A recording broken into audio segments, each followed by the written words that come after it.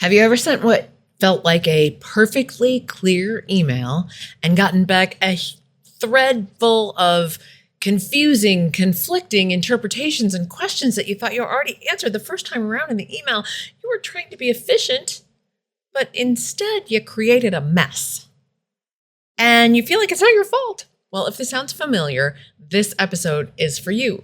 Because sometimes the most efficient thing that you can do is stop sending emails and just call a meeting. Last week on the episode, we talked about how to survive another meeting that should have been an email and how to make that an email when it really should have been an email.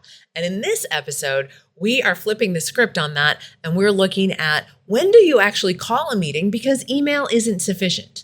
So when is email not the right tool?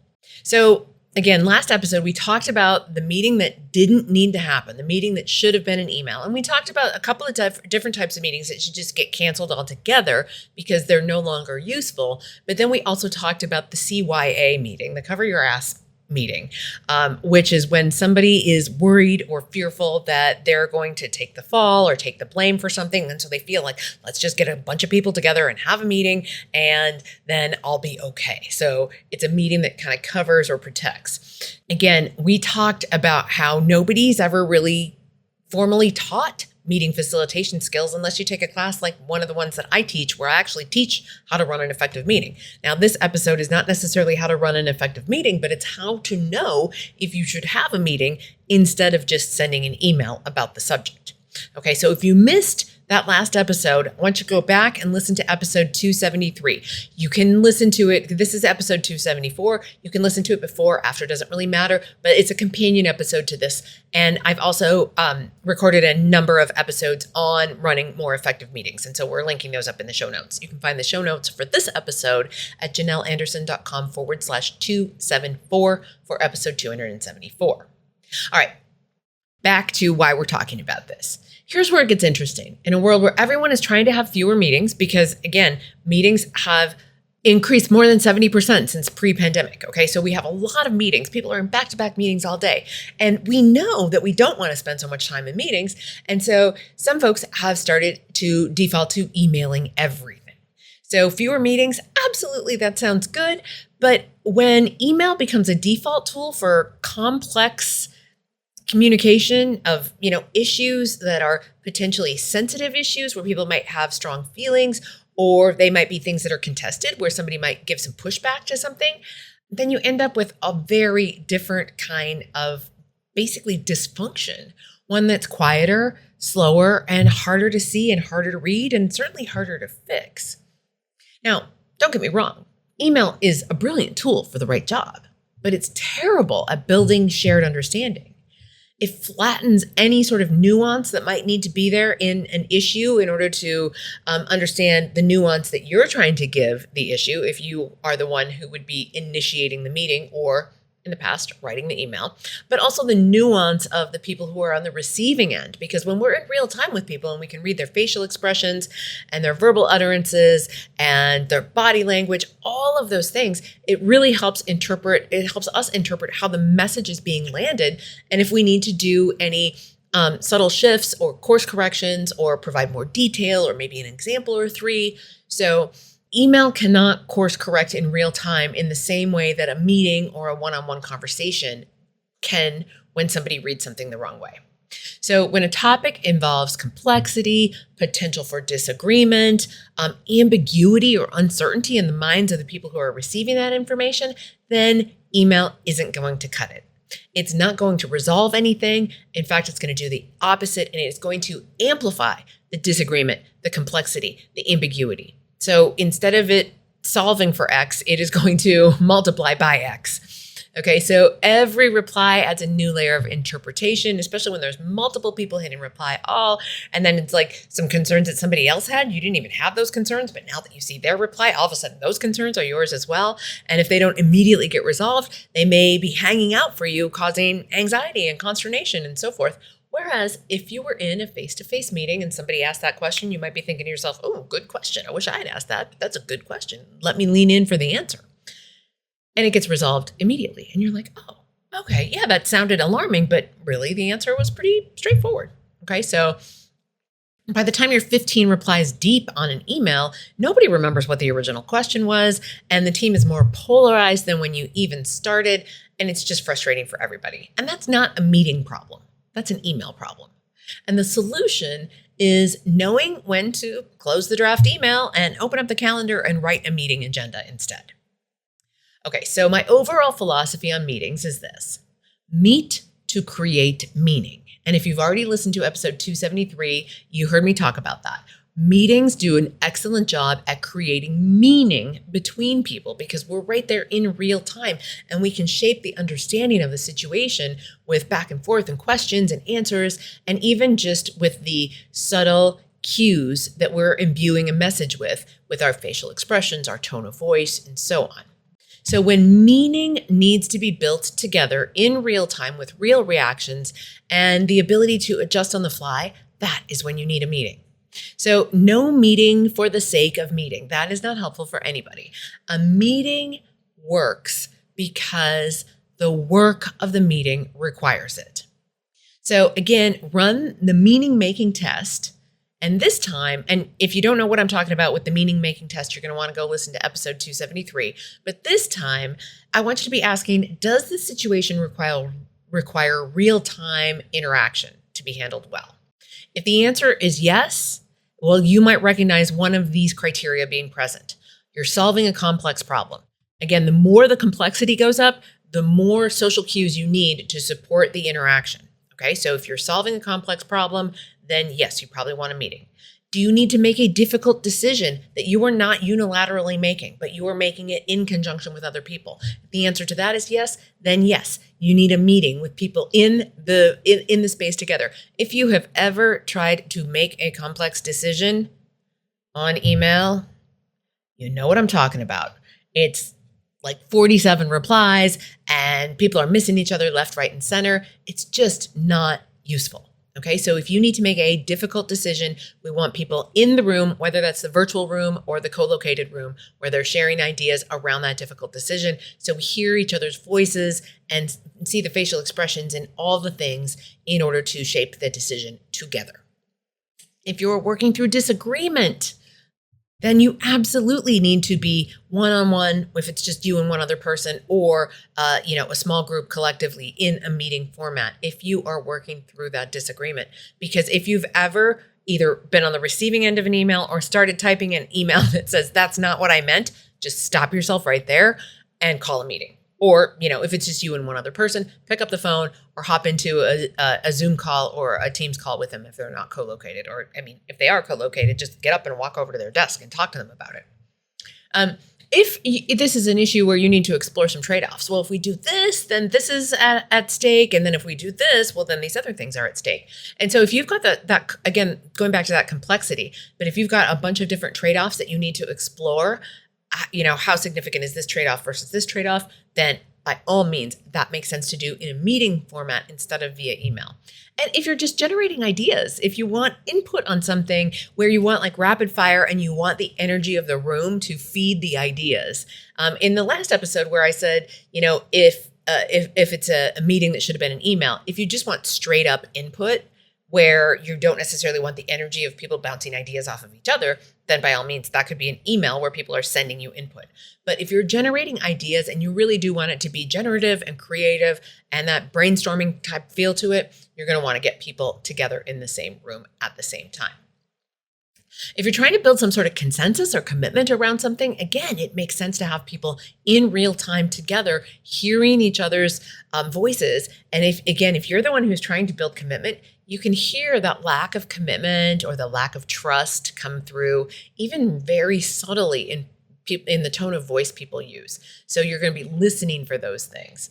And then again, the last one is if you're handling sensitive topics or ambiguous information that needs social cues for correct interpretation, which is I've woven that in a few different places, then by all means, you're going to need to have a meeting because you just can't do all that by email without making a complicated situation worse or taking a lot of time.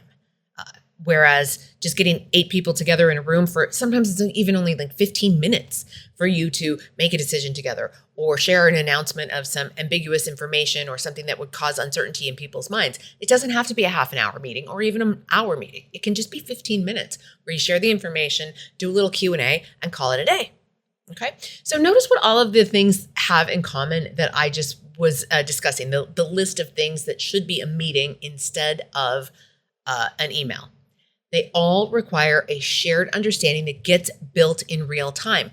Meaning making. You can't get there asynchronously.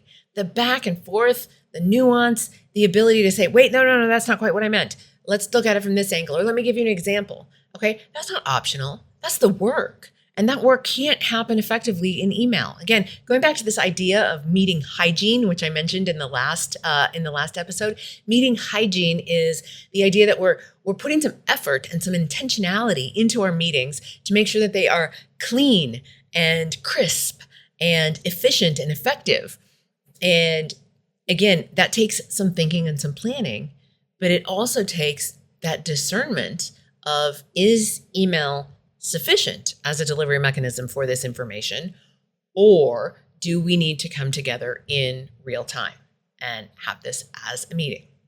Because nothing is worse than the email that should have been a meeting, except for possibly the meeting that should have been an email. But you see how these are sort of two sides to the same coin. All right, so let me just give you a couple of takeaways. Number 1, spot the ambiguity signal.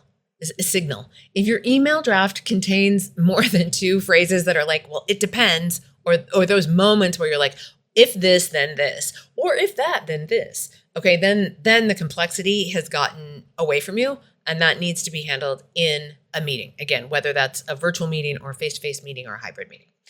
When you're hedging, when you're qualifying, footnoting things in an email, referring to other emails, referring to lots of other documents, that is a tell that the topic is in need of a conversation. So stop typing the email and instead start crafting an agenda so that you can talk it through. Number 2, and this is something that if you've been in training classes with me before, you may have heard me talk about Janel's rule of 3. And Janel's rule of 3 goes like this. If you're on the 3rd turn back and forth about an email, where on an email or a text message or a Teams thread or a Slack or whatever, but if you're on the 3rd rotation through where you're asking clarifying questions back and forth, and it's not like you've advanced the topic to be more nuanced or richer or moving the ball down the proverbial field, if it were. But if you're going back and forth about like, which down are we on? What's actually happening here? Then it's time to pick up the phone. So I call it Janel's rule of 3. You sent me a message and I reply back to you and you're like, wait, what? And okay, so now we're going 3 turns on the same thing and we haven't made any meaning. This is when it's time to pick up the phone. So Janel's rule of 3. And then decision-making does not belong in email. Does not belong in email. I mean, sure, maybe if it's, should we order our sandwiches from Jimmy John's or Subway? Okay, fine. You could probably do that over email. But if it is a substantial business decision that you're working on, then that merits a meeting. Okay, so you're setting yourself up for a slow motion stalemate or a bad decision made without full context if you're trying to make decisions via email. And then watch for the avoidance signal. And this is a bit of a counterintuitive one.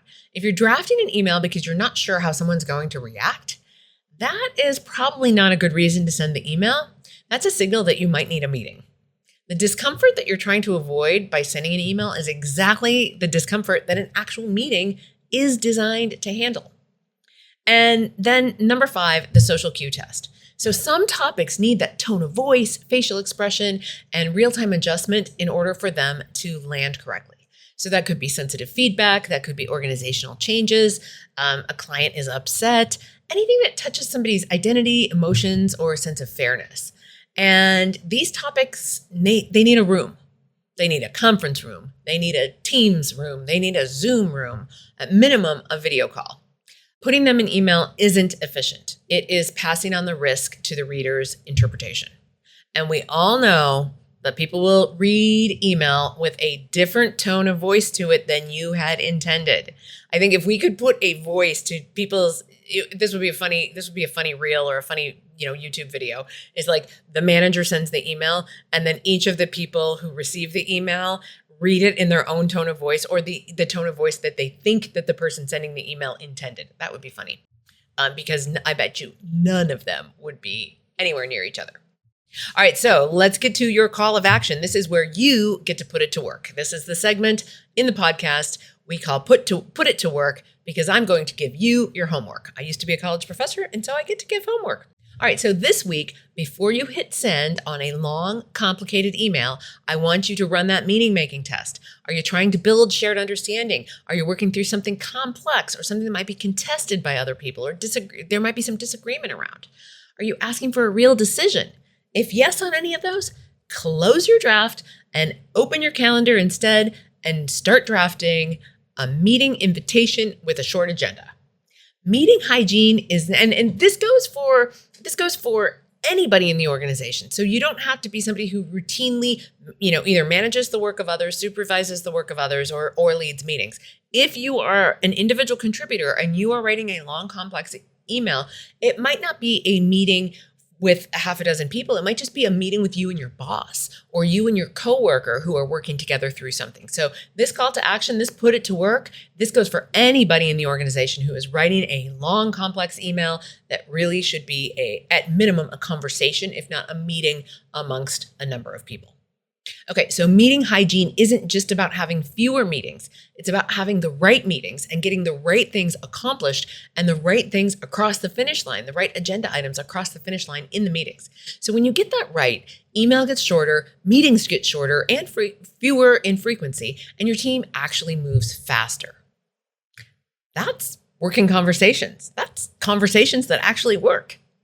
All right, go check out the show notes for this week's episode. On that show notes page, you're going to find links to other related episodes, and you're also going to find links to the episode out on YouTube. So if you prefer to watch instead of listen, you can go check it out on YouTube. There is also a complete, full, downloadable PDF transcript of the episode. And I was not too long ago doing a training session and somebody was like, "Oh, I listen to your podcast all the time." And then she pulled me aside and she goes, "Well, I don't actually listen."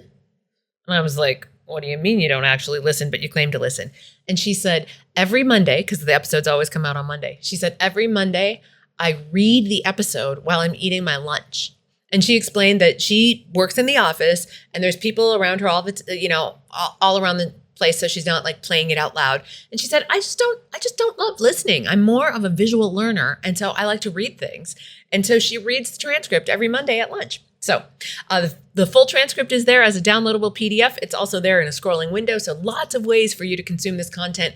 And that PDF transcript is infinitely shareable as well. You could send that on to somebody, or you could just send the link to the show notes page. And from the show notes page, you can find it on Apple Podcasts, on Spotify. So the episode is available everywhere that you get your podcasts. So again, my friends, I will catch you right here next week on the Working Conversations podcast. Take good care.